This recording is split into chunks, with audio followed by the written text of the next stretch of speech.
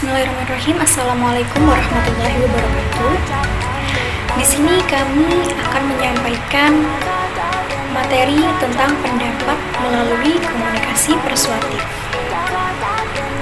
Komunikasi persuasif adalah komunikasi yang bertujuan untuk mengubah atau mempengaruhi kepercayaan, sikap, dan perilaku seseorang sehingga bertindak sesuai dengan apa yang diharapkan oleh komunikator. Pada umumnya, sikap-sikap individu atau kelompok yang hendak dipengaruhi ini terdiri dari 3 komponen penting. Yang pertama, kognitif, yang kedua, afektif, dan yang ketiga adalah konatif. Dapat diketahui bahwa kognitif adalah perilaku di mana individu mencapai tingkat tahu pada objek yang diperkenalkan oleh komunikator. Yang kedua yaitu afektif, yaitu perilaku di mana individu mempunyai kecenderungan untuk suka atau tidak suka pada objek yang telah dikemukakan oleh komunikator. Dan yang ketiga adalah konatif, di mana perilaku yang sudah sampai tahap hingga individu melakukan suatu tindakan terhadap objek tersebut. Kepercayaan atau pengetahuan seseorang tentang sesuatu dipercaya dapat mempengaruhi sikap mereka dan pada akhirnya mempengaruhi perilaku dan tindakan mereka terhadap sesuatu. Mengubah pengetahuan seseorang akan sesuatu dipercaya dapat mengubah perilaku mereka. Walaupun ada kaitan antara kognitif, afektif, dan konatif, keterkaitan ini tidak selalu berlaku lurus atau benar. Contohnya, Budi percaya bahwa mobil Mercedes itu mobil yang bagus. Budi juga senang melihat bentuk mobil tersebut saat melenggang di jalan. Tetapi, Budi tidak akan membeli mobil Mercedes tersebut. Jika dijabarkan, Budi percaya adalah kalimat dari kognitif. Budi juga senang merupakan afektif. Tetapi, Budi tidak akan membeli mobil Mercedes-Benz adalah konatif. Apabila 3 komponen tersebut berkumpul, maka komunikasi ini bisa disebut dengan komunikasi persuasif. Ada faktor-faktor yang mempengaruhi komunikasi persuasif, diantaranya sumber pesan atau komunikator yang mempunyai kredibilitas yang tinggi. Contohnya, seseorang yang mempunyai pengetahuan tentang apa yang disampaikannya. Yang kedua, pesan itu sendiri. Apakah pesan itu masuk akal atau tidak? Yang ketiga adalah pengaruh lingkungan. Dan yang terakhir adalah pengertian dan kesinambungan suatu pesan. Apakah pesan itu diulang-ulang secara terus-menerus atau ada pesan-pesan setiap kalimat yang disampaikan. Etika komunikasi persuasif. Komunikasi persuasif tidak sama dengan propaganda. Menurut Profesor Richard, profesor komunikasi dari Northern Illinois University, untuk membatasi agar komunikasi persuasif tidak menjadi propaganda, maka diberlakukan etika yang harus dipatuhi. Di antara lain yaitu memiliki ketertarikan tinggi terhadap suatu isu, kemudian memiliki pemahaman lebih dari isu tersebut dibandingkan orang lain. Selanjutnya ada memiliki pemahaman lebih akan media massa, kemudian mampu mengadaptasi ide-ide baru, dan yang terakhir, mempengaruhi orang lain agar dapat melakukan suatu tindakan yang telah dikomunikasikan. Baiklah, selanjutnya akan disampaikan oleh teman saya. Terima kasih. Bismillahirrahmanirrahim. Ya, di sini saya akan melanjutkan presentasi atau penjelasan mengenai tema komunikasi persuasif. Ya, yaitu mengenai subbab pendekatan dasar komunikasi persuasif. Jadi, menurut Aristoteles menyatakan bahwa terdapat 3 pendekatan dasar dalam komunikasi yang mampu mempengaruhi orang lain, yaitu yang pertama, logical argument atau logos, yaitu menyampaikan ajakan mengenai argumen data-data yang ditemukan. Hal ini telah disinggung dalam komponen data. Jadi yang pertama yaitu pendekatan dasar dalam komunikasi persuasif adalah menggunakan argumen data-data. Dan yang selanjutnya yaitu nomor 2, psikologikal atau emosional argumen, yaitu penyampaian ajakan menggunakan efek emosional positif maupun negatif. Misalnya, iklan yang menyenangkan, lucu, dan membuat kita berempati termasuk menggunakan pendekatan psikologi argumen. Nah, psikologi argumen ini yang berada di ranah positif. Sedangkan iklan-iklan seperti iklan majemuk, memuakkan, dan bahkan membuat kita marah, termasuk pendekatan psikologikal argumen dengan efek emosi negatif. Yang nomor 3 yaitu argumen based on credibility atau ethos, yaitu ajakan atau arahan yang dituruti oleh komunikat atau audiens karena komunikator mempunyai kredibilitas sebagai pakar dalam bidangnya. Contoh, kita menuruti nasihat medis dari dokter. Kita mematuhi ajakan dari seorang pemuka agama. Kita menelaah mentah-mentah begitu saja kuliah dari dosen. Itu beberapa contoh dari komunikat argumen based on credibility. Dan hal ini semata-mata karena kita mempercayai kepakaran seseorang dalam bidangnya. Dan yang selanjutnya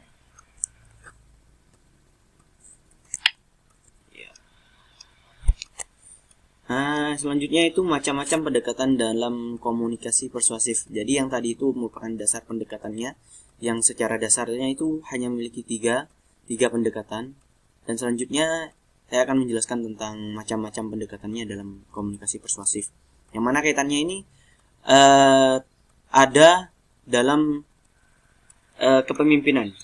Kepemimpinan akan berjalan ketika kita sudah memiliki komunikasi persuasif yang baik. Jadi yang pertama yaitu logical argument. Sama seperti tadi, pendekatan yang pertama merupakan logical argument, yang mana pendekatan ini dikemukakan oleh seorang ilmuwan yang tadi itu Aristoteles. Dan pendekatan ini merupakan penyampaian pesan melalui ajakan dengan menggunakan argumen dari data-data yang telah dikemukakan. Argumen yang ditemukan dari data-data tersebut bersifat nyata dan sesuai dengan penalaran logika. Yang nomor 2 yaitu psikologikal atau emosional argumen. Pendekatan persuasif yang kedua ini merupakan pendekatan yang juga merupakan asumsi dari Aristoteles. Pendekatan psikologikal argumen atau Platos adalah menyampaikan pesan melalui ajakan dengan menggunakan emosional seseorang, baik emosional yang positif maupun emosional yang negatif. Misalnya, seseorang yang menyampaikan pesan melalui komunikasi persuasif dengan cara menggunakan kata-kata yang menarik untuk disimak seperti kata-kata bijak atau juga humor dan lain sebagainya. Yang nomor 3 yaitu argumen based on credibility atau ethos. Argumen based on credibility atau ethos merupakan pendekatan persuasif yang mengedepankan karakter atau kredibilitas dari sang komunikator. Jadi ketika sang komunikator itu memiliki kredibilitas tinggi, maka orang-orang itu akan mudah menuruti perkataan dari komunikator. Seperti halnya para ilmuwan, karyawan, dan juga ilmuwan atau seorang ahli dalam pakarnya seperti bidang kesehatan, dokter, dan sebagainya. Yang nomor selanjutnya yaitu pendekatan berdasarkan bukti. Pendekatan komunikasi persuasif ini menitik beratkan argumen melalui data-data yang valid dan sesuai dengan fakta yang terjadi. Sehingga argumen dari seorang komunikator itu lebih kuat untuk mempengaruhi, dan pendengar itu atau audiens bisa menerima pendapat atau pandangan dari komunikator. Seperti itu. Yang selanjutnya yaitu pendekatan diksi. Pendekatan diksi ini merupakan pendekatan yang dilakukan oleh seorang komunikator berdasarkan diksi. Diksi merupakan suatu pemilihan kata. Pendekatan persuasif berdasarkan diksi artinya itu suatu ajakan komunikator yang menggunakan pemilihan kata yang sesuai dan menarik sehingga mudah untuk diingat oleh seorang komunikator atau komunikan. Bukan seorang komunikator, oleh seorang pendengar atau audiens. Yang selanjutnya yaitu pendekatan humor, di mana pendekatan ini menitik beratkan pada lucuan yang dapat membuat orang lain tertawa. Humor itu tidak hanya dilakukan melalui tindakan, tetapi juga dapat diekspresikan melalui tulisan, gambar, ataupun ucapan yang lain. Yang selanjutnya itu pendekatan berdasarkan ketakutan. Pendekatan persuasif ini dilakukan oleh komunikator dengan menggunakan fenomena-fenomena yang sedang terjadi di masyarakat. Yang tentunya itu bersifat menakutkan atau memberikan rasa takut kepada orang. Tujuannya itu agar komunikan itu atau audiens dapat mencegah dan memeriksa penyakit kanker. Seperti itu contohnya. Seperti halnya penyakit kanker. Yang selanjutnya itu pendekatan berdasarkan psikologis. Jadi seorang komunikator mampu melihat lingkungan sekitar termasuk psikologis. Tadi yang dijelaskan oleh teman saya itu juga kan ada juga termasuk. Lingkungan itu termasuk salah satu faktornya. Yang selanjutnya yaitu pendekatan tindak komunikasi. Jadi pendekatan tindak komunikasi ini menurut Rushdie adalah indikator efektivitas persuasif dari sudut pandang audiens. Jadi ini dilihat kesuksesan dari sudut pandang audiens ya. Pendekatan bisa sukses ketika audiensnya seperti berikut ini gitu. Yang pertama yaitu seperti menurut pandangan Rushdie terdapat beberapa indikator efektivitas persuasi dari sudut pandang audiens ya, seperti itu ya. Yang pertama yaitu audiens mempunyai pemikiran yang sama dengan komunikator. Jadi pemikirannya sama, maka pendapat dari komunikator itu mudah dipahami oleh audiens. Yang selanjutnya yaitu audiens berempati dengan komunikator. Jadi audiens memiliki rasa empati terhadap komunikator yang ini memberikan efek yang sangat efektif terhadap komunikan atau audiens untuk dapat menerima apa yang menjadi pendapat komunikator. Yang selanjutnya audiens mengubah sikap. Jadi sangatlah penting ketika audiens itu mau untuk mengubah sikapnya, maka itu pendapat dari seorang komunikator akan mudah diterima oleh audiens.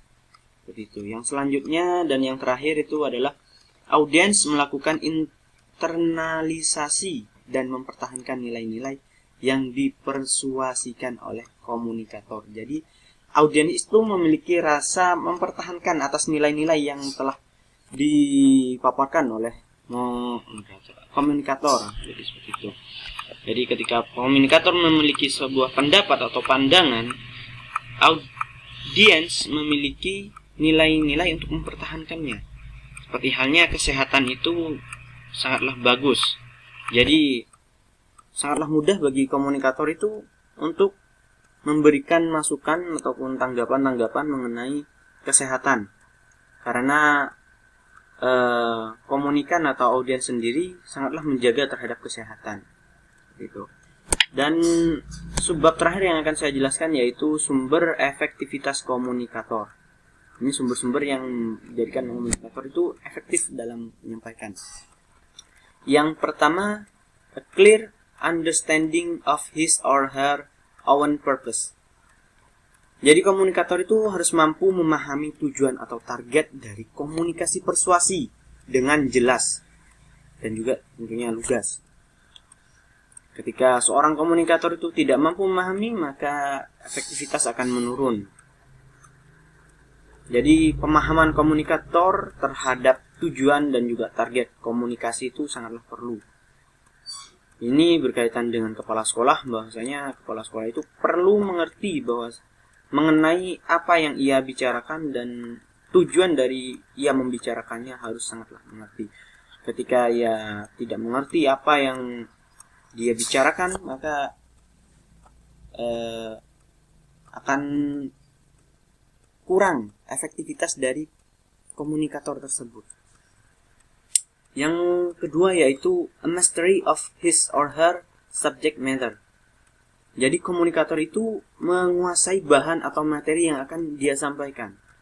Seorang leader ataupun pemimpin itu harus menguasai materi yang ia sampaikan atau ia jelaskan kepada seseorang dengan baik. Jadi ketika seseorang itu sudah mampu atau ingin menerima, ada rasa empati terhadap komunikator, dan akan tetapi komunikator itu tidak terlalu memahami bahan dan materi yang ia sampaikan. Jadi itu efektivitas akan menurun, efektivitas dari penyampaian materi atau efektivitas dari komunikator tersebut. Dan yang terakhir adalah analysis of his own audience. Jadi komunikator itu harus mampu menganalisis dan